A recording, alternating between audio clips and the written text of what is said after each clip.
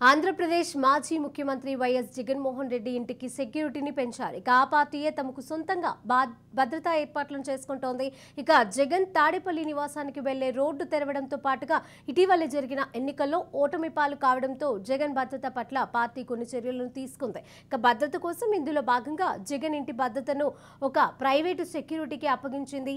దాదాపుగా 30 మంది private security సిబ్బంది అనుక్షణం కాపలా ఉండేలా పార్టీ నాయకత్వం చర్యలు తీసుకుంది. ఇక ఈ రోజు నుంచే భద్రతా చర్యలు ప్రారంభమయ్యాయి.